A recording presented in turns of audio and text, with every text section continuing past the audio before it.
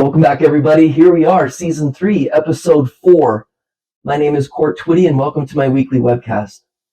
We all have struggles. We all know people that have struggles. Sometimes when you're struggling, it's really hard to see, especially if you're suffering from something like depression. It can be really foggy. It can be really gray and dark. For any of you that have experienced depression, you know exactly what I mean. Everything just seems sort of gray. It's hard to get excited about things. It's hard to really know what you need to do different to change, back to your normal state of mind and to become less depressed. I've got a family member that's struggling with this right now, and it's been really, really hard for me. It's been really taxing on not only me, but my ability to make money. I'm not focused. I'm just not where I need to be mentally. And I've been in this family member's shoes before.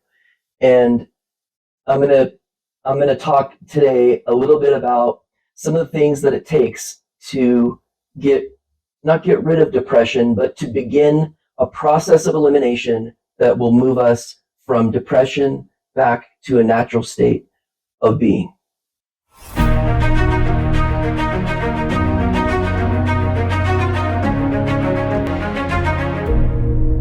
So what do you feel when you're depressed? You feel down, you feel sad, you cry spontaneously, you feel dark, you might want to feel like doing some sort of self-harm or suicidal ideation.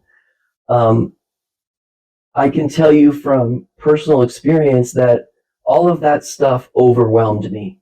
Trying to think of all the things that I needed to fix and that I needed to get back on track, that all overwhelmed me and just made my depression worse. So I took a little different route than most. I used the process of elimination. I started, instead of asking all of those questions and what do I want and what's my purpose and where do I want to go, I started from the reverse end of that. So I started with, who do I not want to be? Where do I not want to go? What are the behaviors that I don't like? What are behaviors that I value? What are some ways that I don't want to function? Okay, so if I don't want to be sad and spontaneously cry and be emotional, that's a starting point. Sometimes in our lives, especially if we're experiencing failure of any kind and we're down on ourselves about anything, sometimes knowing what we don't want brings us closer to our goal of knowing what we do want. So if we can stack a few of what we don't want, a few of those things on top of each other, then we begin to make progress toward our new life. And if I didn't think a new life was possible, I wouldn't waste my time doing these videos. These videos are all about change. These videos are all about how you can do a 180 in your life and become the complete opposite person of who you used to be. These videos are to show that you can go from being depressed and locked in your room all day with the blinds closed and depressed about everything and down and sad and grouchy and irritable, to being in a new industry doing your dream job. Anything is possible, but telling that to a depressed person just goes in one ear and out the other. So I would encourage you, if you're experiencing any sort of depression or anything that's unlike you or anything that you don't want to be right now, sometimes it's easier to start with who we know we don't want to be or behaviors that we know we don't want. Sometimes that gives us that starting point that we need just start to develop a little traction and a little momentum, and a little more leads to a little more. And before we know it, we're back on our feet.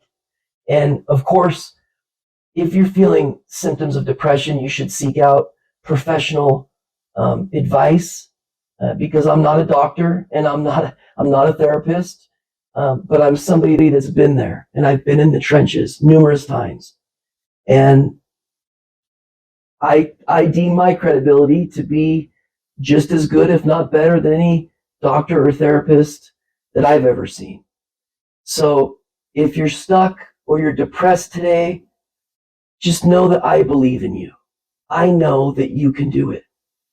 And starting with what you don't want sometimes is easier than trying to figure out what it is that you do want.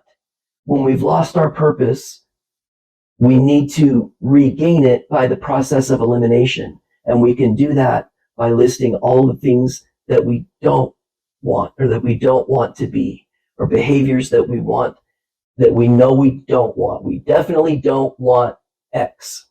And that gives us a list. It gives us a starting point. So I'll keep you in my prayers. I'll continue to keep you in my thoughts. And please share this with somebody that you know is struggling right now. Share this with somebody that you love and that you care about, because every single person is worth it. And every single person, no matter if they're 10 or if they're 75 or anywhere in between, or if they're older, maybe they're 95. My grandfather got remarried at 95. So anything, any age variance, anybody can change. Anybody can change where they are now to where they're going and where they're going to end up in the future.